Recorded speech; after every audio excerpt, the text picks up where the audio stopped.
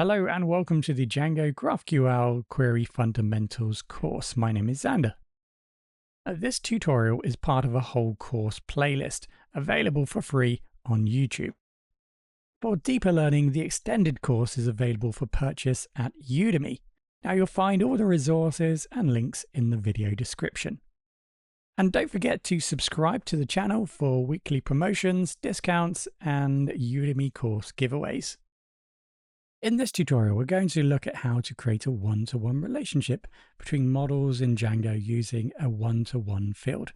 Now, this type of relationship is used when one object should be linked exactly to one other object, no more, no less.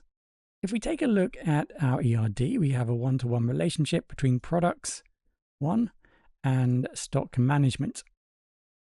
So whenever we create a new product, we need to create an associated stock management record. The stock management table stores information about stock levels and potentially any other information that's related to stock management for products. The reason we have a one-to-one relationship is because for one product record, it will be associated to one stock management record.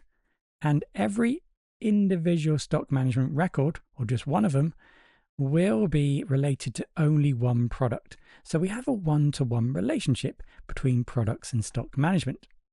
Typically, the first thing that we need to do here to build this relationship is to identify the side of the foreign key. Now, this can be determined based upon dependencies. So take, for example, us creating a new stock management record without knowing anything about products. That wouldn't necessarily be possible because here we specify quantity.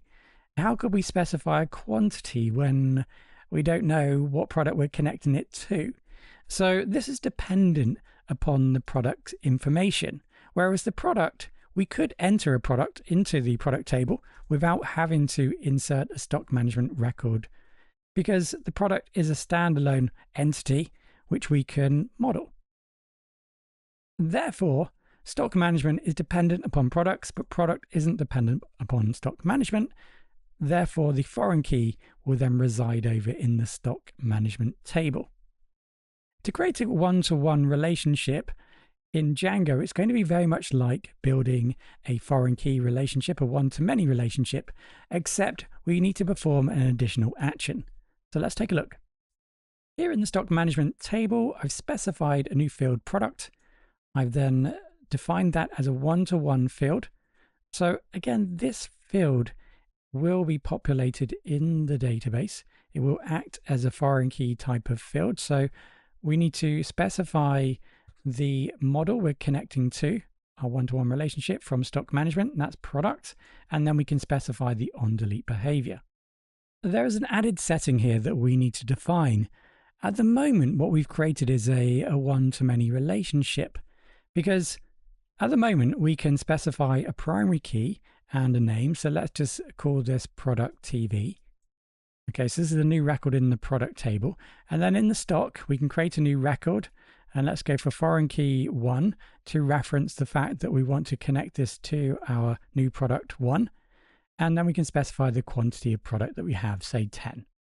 Okay, so let's go ahead and create a new stock record. Primary key will auto increment.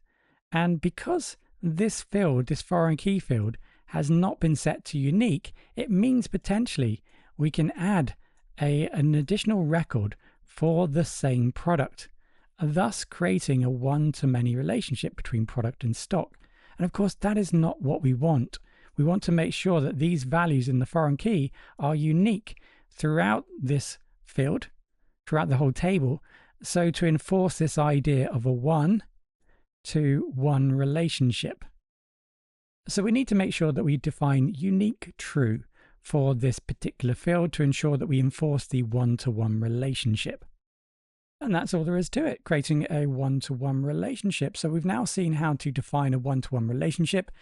What's key here is that we need to remember to define the unique true to ensure that we really enforce that one-to-one relationship. So one record in product, in our case, can only be related to one record in our stock management table.